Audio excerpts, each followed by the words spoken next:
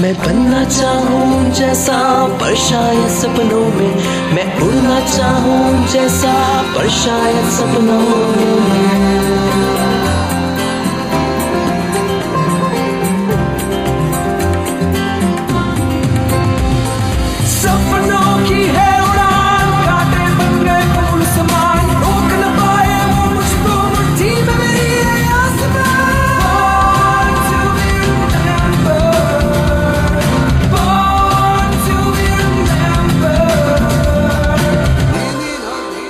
दोस्त, कामयाबी क्या होती है?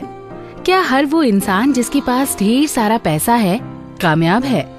सक्सेस तो मंजिल होती है और मंजिल तक पहुंचने के लिए सफर तो करना ही पड़ेगा।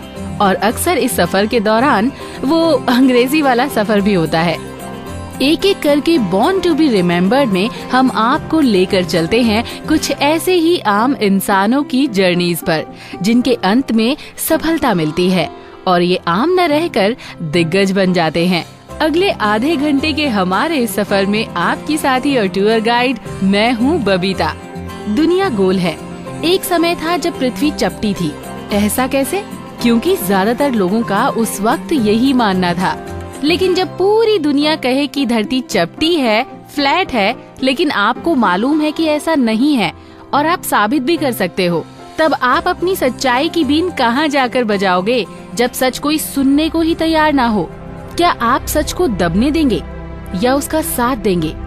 इतिहास के पन्नों में कुछ ऐसे ही किस्से बयां हैं। उन किस्सों में से एक आज ही के दिन सन 1663 में हुआ गैलीलियो गैलीली के साथ भी। धरती सूरज की परिक्रमा करती है। ये है पौराणिक सच, आज का सच। और ये भी सच है कि ये सच हम में से कुछ जानकार लोगों को ही मालूम है। दुनिया के 7 अरब लोगों में से शायद 1 अरब को ये छोटी सी बात मालूम होगी। हम अगर गौर करें तो पाएंगे कि सही गलत की परिभाषा समय के साथ बदलती है, सोच के साथ बदलती है। हम जिस चीज को समझते नहीं हैं, उससे डरते हैं और ये डर हमारे कदमों को जकड़कर हमारे अस्तित्व के विकास में बाधा बन जाता है। एक जमाना था जब यूरोप पर रोम और कैथोलिक चर्च का राज था। गैलीलियो उस जमाने के वैज्ञानिक है जब माना जाता था कि सूरज और बाकी सभी ग्रह पृथ्वी की परिक्रमा करते हैं, जिसे ब्रह्मांड का जियोसेंट्रिक मॉडल कहते हैं। गैलीलियो को यकीन था कि सौर मंडल हीलियोसेंट्रिक है, यानी सब ग्रह सूरज की परिक्रमा करते हैं। तो पूरा ब्रह्मांड जियोसेंट्रिक कैसे हो सकता है? ऐसा विचार रखने वाले गैलीलियो पहले इंसान नहीं थे, लेकिन इस विचार को प्रकट करने का शायद सबसे सख्त विद्रोह इन्हीं को झेलना पड़ा।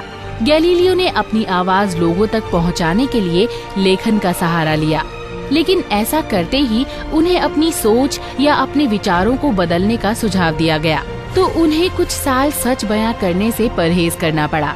लेकिन गैलीलियो ने एक बार फिर अपने लेखन के जरिए सौर मंडल और ब्रह्मांड के रहस्यों की सच्चाई वैज्ञानिक तर्क के साथ प्रस्तुत की।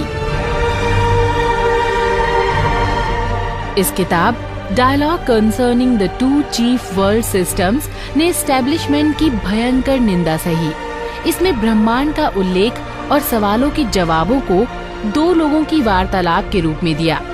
आज ही के दिन सन 1663 में 8वें पोप अर्बन और कैथोलिक चर्च ने बाइबल में लिखे वर्सेस के खिलाफ बताते हुए गैलीलियो और हीलियोसेंट्रिक मॉडल को विधर्मी घोषित कर दिया और ताउम्र कैद की सजा दी। इसके अलावा उनके लिखे सब वैज्ञानिक तर्कों के प्रकाशन को निषेध कर दिया।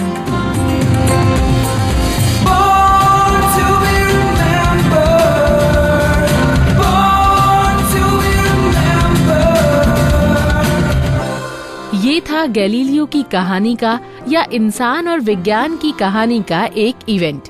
गैलीलियो के बारे में आपको डिटेल में बताएंगे इनके जन्मदिन पर, क्योंकि आज के दिन जन्मे लोगों ने भी कुछ ऐसे कमाल किए हैं कि हम नहीं चाहते कि उनकी कहानी सुनने में कहीं समय की कमी रह जाए। हमारा आज का पहला नाम एक ऐसे लेखक का है जिसने एक किताब लिखी, एक क्या 6 लिखी, लेकिन इस एक किताब के छपते ही रातों रात ये शख्स लेखक से फिनोमिनन बन गया। इस किताब का नाम है द डा विंची कोड और इस लेखक का नाम डैन ब्राउन है। यूं तो डैन एक फिक्शन राइटर है, लेकिन इनका फिक्शन निराधार नहीं है। कदम कदम पर उसमें हम हिस्टोरिकल और वैज्ञानिक सच्चाइयों से मिलते हैं। शायद यही कारण है डैन की सक्सेस का। डैन का जन्म अमेरिका के न्यू हैम्पशायर राज्य के एक्सेटर नामक नगर में हुआ और वो वहीं पले बढ़े। उनके पिता वहाँ मैथ्स के टीचर थे। एकेडमिक होने के साथ साथ डैन के दोनों पेरेंट्स म्यूजिशियन थे। साइंस का म्यूजिक से गहरा रिश्ता है। प्रकृति गाती है, पूरा ब्रह्मांड गाता है। ये गीत सुनने वाले को सुनाई देते हैं, लेकिन इसको समझने के लिए भाषा गणित की ही इस्तेमाल होती है।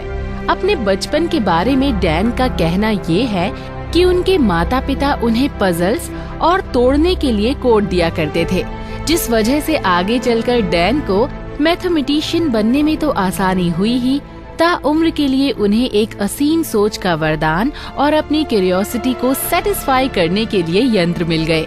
डैन ने दा विंची कोड से पहले 3 और उसके बाद 2 किताबें लिखी। लेखक बनने का ख्याल उन्हें छुट्टियों के दौरान तहीटी में सिडनी शेल्डन की एक नोवेल पढ़कर मिला, लेकिन लेखक बनने और अपने जन्म का शहर छोड़ने के बीच के सफर ने उन्हें कई किरदारों में ढाला। पहला रूप था स्टूडेंट का, जिस दौरान उन्हें स्पेन में जाकर आर्ट हिस्ट्री पढ़ी। फिर ग्रेजुएशन के बाद एक म्यूजिशियन के रूप में उन्होंने बच्चों को सिखाया भी। फिर कुछ म्यूजिक भी बनाया, जिसमें कुछ बच्चों के लिए गीत भी थे। इसके बाद आया एक इंग्लिश टीचर का रूप, जिसने उनके दिमाग में पल रहे लेखक बनने के विचार को निश्चय में बदल दिया। 3 साल पढ़ाने के बाद उन्होंने 1996 में नौकरी छोड़ी और एक फुल टाइम राइटर के अपने लेटेस्ट रूप को निखारने में जुट गए। उस दिन से आज तक डैन ने 6 नॉवल लिखी हैं, जो कि गुप्त समाजों और साजिशों के तार छेड़ती हैं और कुछ धार्मिक संस्थानों को चुनौती देती हैं, जिसके कारण डैन को भांति भांति का क्रिटिसिज्म झेलना पड़ता है। इन कंट्रोवर्सीज में घिरी होने के बावजूद डैन की 6 में से 2 किताबों पर फिल्में बन चुकी हैं और 2 पर बनने जा रही हैं, और इस वक्त भी वो आगे की आने वाली अपनी नॉवेल्स के काम में लगे हुए हैं। तो दोस्तों, आज उनकी 49वीं सालगिरह पर उन्हें शुभकामनाएं और बॉर्न टू बी रिमेम्बर्ड की टीम से आगे के लिए ऑल द बेस्ट।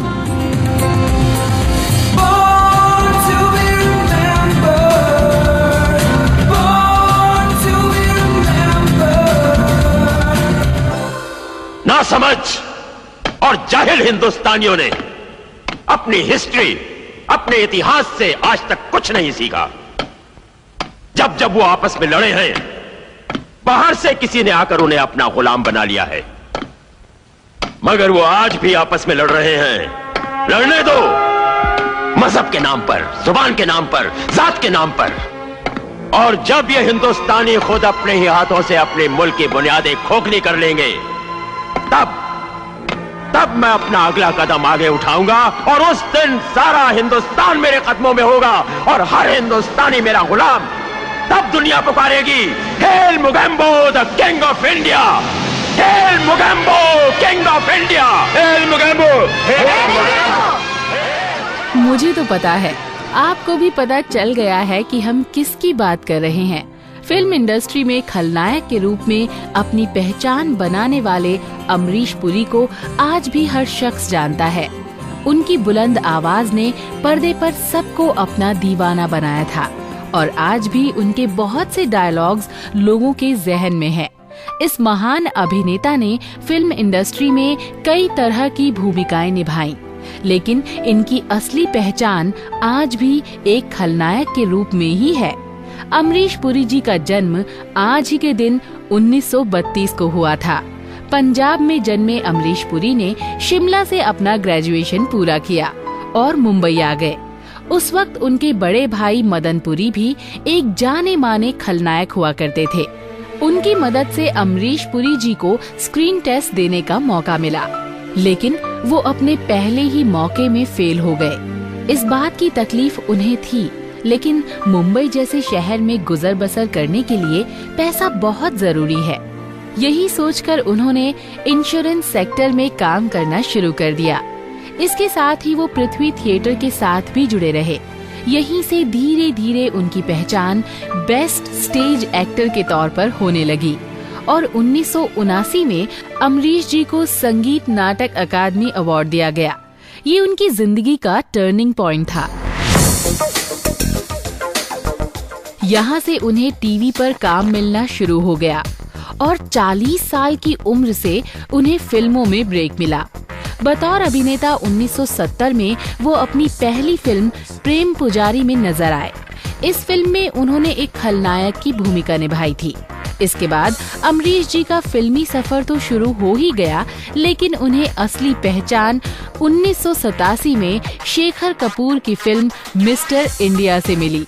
आज उनकी याद में आइए सुनते हैं इसी फिल्म के कुछ यादगार डायलॉग्स। मोगेम्बो खुश हुआ। डागा, तेजा, ये करोड़ों रुपया दूसरी तबाहियों और बर्बादियों के काम में लगाते रहो।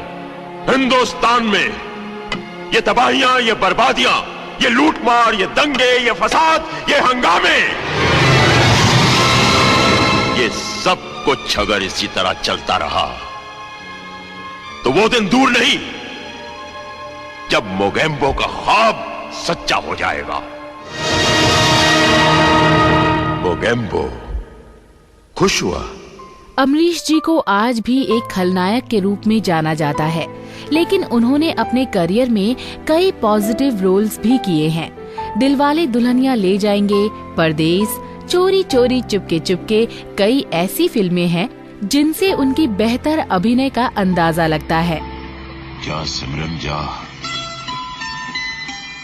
इस लड़के से ज्यादा प्यार तुझे और कोई नहीं कर सकता। जा बेटा जा, अपने राज के पास जा। जा सिमरन जा, जी ले अपनी जिंदगी। जा बेटा जा। बॉलीवुड के अलावा अमरीश जी ने हॉलीवुड में भी कई सफल फिल्में दी। Indiana Jones and the Temple of Doom ऐसी ही एक खास फिल्म है। इसके साथ ही उन्होंने कन्नड़, पंजाबी, तेलुगु, तमिल में भी फिल्में की। उनकी आखिरी फिल्म 2005 में रिलीज हुई जिसका नाम था किसना। तो ये तो थी बात अमरीश जी के फिल्मी सफर की, पर उनकी एक खास आदत के बारे में बहुत ही कम लोग जानते हैं। दरअसल अमरीश जी को टोपियां कलेक्ट करने का बहुत बड़ा शौक था। वो अपनी हर ट्रिप पर 1 या 2 टोपी जरूर खरीदते थे। इस तरह उनके पास करीब 200 टोपियों का कलेक्शन था। अपने पूरे करियर में 400 से भी अधिक फिल्में देकर इन्होंने फिल्म इंडस्ट्री को समृद्ध किया है। इसीलिए बुलंद आवाज के शहंशाह को आज इनके जन्म दिवस पर हम सब सलाम करते हैं। देखो बेटा, जीवन की तरह मृत्यु भी एक सच्चाई है, उसे तो स्वीकारना ही पड़ेगा। हौसला रख बेटा, हौसला रख। मैंने तो अपनी जिंदगी जी ली है, बची कुची जिंदगी इज्जत के साथ जीना चाहता हूं। बस यही भोलेनाथ से प्रार्थना है।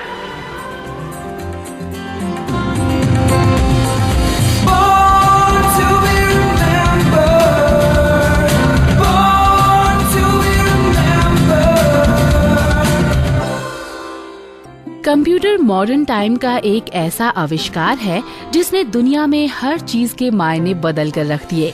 हमारे डेली की कैलकुलेशन से लेकर साइंस के हर फील्ड में आज कंप्यूटर 1 मैन आर्मी की तरह काम कर रहा है। इसके बिना विकास की बात सोचना भी सपना है। इस आविष्कार को हम तक पहुंचाने के लिए कई वैज्ञानिकों और इंजीनियरों ने अपना योगदान दिया है। इसमें से एक थे जर्मन सिविल इंजीनियर और इन्वेंटर कॉनरैड ज़ूस। इनका जन्म 22 जून 1910 को जर्मनी में हुआ था, लेकिन 1912 में ये अपने परिवार के साथ ब्राउन्सबर्ग आ गए। इनके पिता एक पोस्ट ऑफिस में क्लर्क थे। कॉनरैड ने इंजीनियरिंग और आर्किटेक्चर की पढ़ाई के लिए एडमिशन तो ले लिया, लेकिन इनका मन तो कहीं और ही था। इसलिए इस पढ़ाई में कॉनरैड को बोरियत महसूस होने लगी और फिर उन्होंने 1935 में सिविल इंजीनियरिंग में अपनी पढ़ाई पूरी की। अपने करियर की शुरुआत कॉनरेड ने फोर्ड मोटर कंपनी और हेंशल एयरक्राफ्ट कंपनी से की। यहाँ वो बतौर डिजाइन इंजीनियर काम करते थे। इस दौरान उन्हें बहुत से कैलकुलेशंस करने पड़ते थे, जो कि एक टफ टास्क भी था। इसलिए उन्होंने एक ऐसी मशीन बनाने का प्रयास शुरू किया जो उनके कामों को आसान बना दे। 1936 से कॉनरेड ने अपने इस आइडिया पर काम करना शुरू किया और 1938 में Z1 नाम की एक डिवाइस तैयार की। ये डिवाइस एक मैकेनिकल कंप्यूटर था, लेकिन इसकी लिमिटेड कैपेसिटी के कारण कॉनरेड ने 1940 में इसका रिवाइज्ड वर्जन तैयार किया। ये Z2 था और ये वर्जन कॉनरेड ने मिलिट्री सर्विसेज के लिए काम करते हुए तैयार किया था। You could say that I was too lazy to calculate, and so I invented the computer.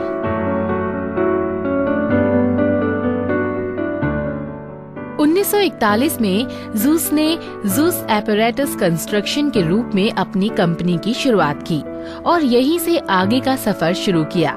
1941 में ही Z2 को इम्प्रूव करके Z3 का निर्माण किया गया। और दोस्तों, Z3 पहला ऑपरेशनल इलेक्ट्रोमैकेनिकल कंप्यूटर था जो कि ट्यूरिंग कंप्यूटर पर आधारित था। ट्यूरिंग भी एक महान कंप्यूटर वैज्ञानिक थे जिन्होंने पहली बार कंप्यूटर का प्रपोजल दिया था, लेकिन रिसोर्सेज की कमी की वजह से वो इसे हकीकत में तब्दील नहीं कर पाए थे। इसके बाद कॉनरेड ने Z4 के रूप में पहला कमर्शियल कंप्यूटर यानी बिजनेस कंप्यूटर मार्केट में उतारा। अब हर देश उनके आविष्कारों को देख रहा था और इनका लाभ भी उठा रहा था, और इसीलिए Z3 और Z4 की एक कॉपी म्यूनिक के म्यूजियम में भी रखी हुई है। इसके अलावा कंप्यूटर की दुनिया में कॉनरेड को S2 के लिए भी जाना जाता है। S2 का पहला प्रोसेस कंट्रोल्ड कंप्यूटर था। कंप्यूटर को आम आदमी तक पहुंचाने वाले इस महान इंजीनियर को आज सिर्फ हम ही नहीं बल्कि पूरी दुनिया सलाम कर रही है।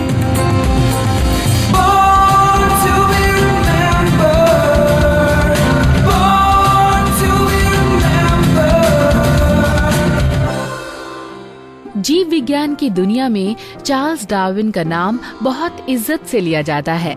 इन्होंने अपना जीवन विज्ञान को समर्पित करके हमें कई गुत्थियों के स्पष्टीकरण दिए, और इन्हीं स्पष्टीकरणों में से एक है थ्योरी ऑफ नेचुरल सिलेक्शन या सर्वाइवल ऑफ द फिटेस्ट, जो कहती है कि हर प्रजाति में सबसे योग्य सदस्य का ही विकास निश्चित है।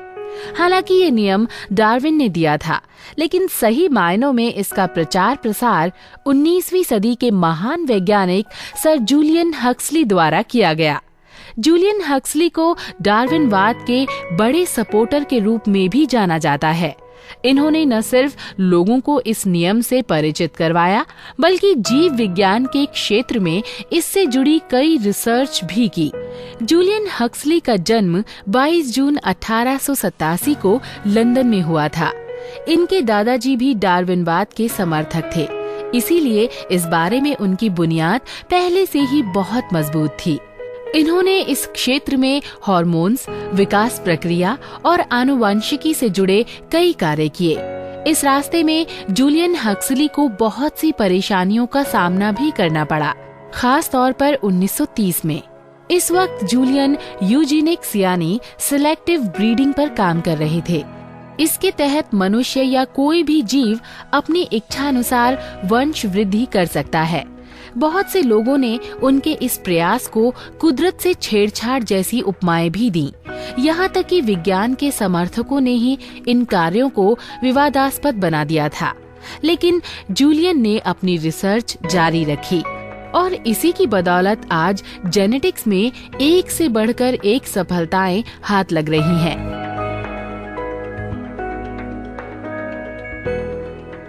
जूलियन ने रिसर्च के साथ साथ साइंस प्रमोशन और उसकी वैल्यूज को लोगों तक पहुंचाने की दिशा भी दी। इन्होंने बहुत से ऐसे कार्य किए जिन्हें ध्यान में रखते हुए हक्सली को यूनेस्को के कलिंगा प्राइज से भी नवाजा गया। यूनेस्को के बारे में भी हम सबने सुना है, पर क्या आपको पता है कि जूलियन हक्सली ही इस ऑर्गेनाइजेशन के पहले डायरेक्टर थे। इसके अलावा जूलियन ने WWF यानी वर्ल्ड वाइल्ड लाइफ फंड की स्थापना में भी महत्वपूर्ण भूमिका निभाई थी।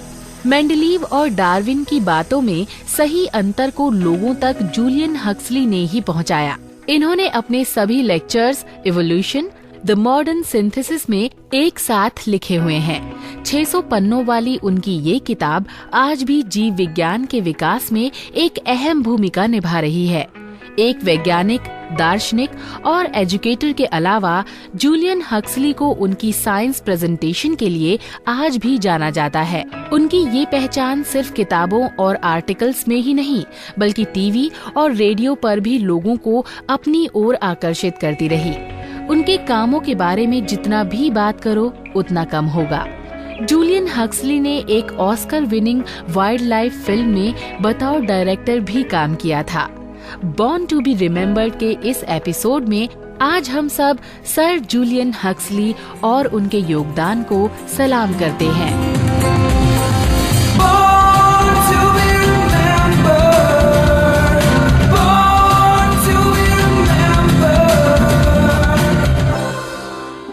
लीडरशिप हर किसी के बस की बात नहीं है, लेकिन असली लीडर वही होता है जो देश को चलाने के साथ साथ लोगों का दिल भी जीत सके।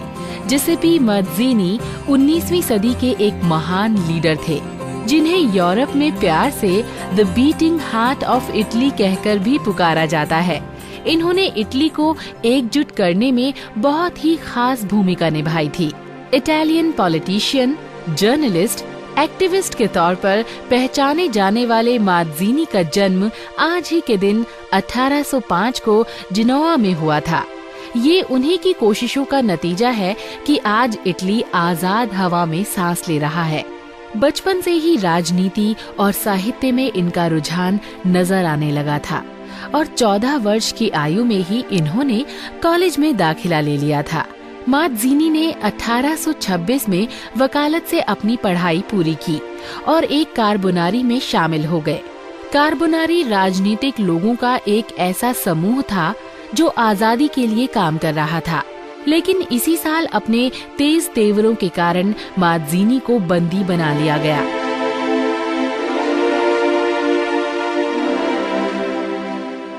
पर कहते हैं असली योद्धा कभी हार नहीं मानता और देखते ही देखते मज़्ज़ीनी ने जेल में ही देशभक्ति आंदोलन की पूरी भूमिका बना डाली। राजद्रोही तेवरों को देखते हुए 1831 में मज़्ज़ीनी को जेल से तो रिहा कर दिया गया, लेकिन इन्हें देश से निकाल दिया गया। ये पहली बार नहीं था, क्योंकि अपने आंदोलन के इस सफर में मज़्ज़ीनी के साथ इस तरह की गतिविधियां बार बार होती रहीं। 1837 में मज़्ज़ीनी इंग्लैंड पहुँचे। यहाँ इन्होंने कई बुरे हालातों का सामना भी किया, लेकिन अपनी क्षमताओं पर भरोसा रखते हुए मज़्ज़ीनी लगातार आगे बढ़ते रहे और इन्होंने न सिर्फ इटली बल्कि पूरे यूरोप में आजादी की आग जलाकर रख दी। अपनी पूरी जिंदगी मज़्ज़ीनी ने सिर्फ लोगों को एक अच्छा भविष्य देने के लिए बिता दी, पर अपनी इस लड़ाई में वो कभी अकेले नहीं पड़े और 1872 में संघर्षों से जूझते मज़्ज़ीनी मौत के आगोश में समा गए। इनका अंतिम संस्कार जिनोवा में ही किया गया, जिनके आखिरी दर्शन के लिए 1 लाख से भी ज्यादा लोग इकट्ठे हुए थे। मज़्ज़ीनी के जन्म दिवस पर उनके इस जज्बे और ताकत को आज हम सब सलाम करते हैं।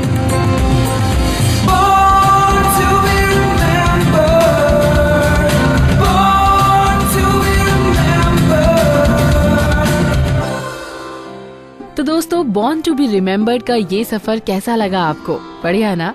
वेल, अब चलने की बारी आ गई है और चलते चलते आपको हमारे सवाल का जवाब देना है। आपको हमें बताना है कि ATM का फुल फॉर्म क्या है और इसे बनाने का श्रेय किसे जाता है। इस सवाल का सही जवाब हमें भेजिए borntoberemembered@gmail.com पर।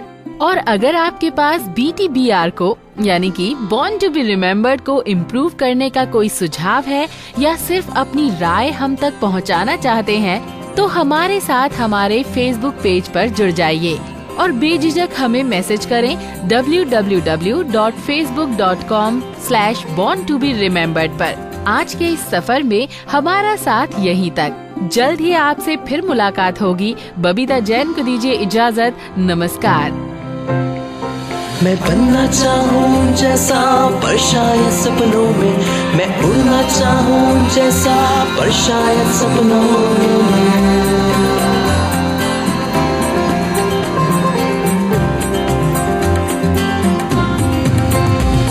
सपनों की है उड़ान, कांटे बन गए फूल समान, रोक न पाए वो मुझको मुट्ठी में मेरी है आसमान।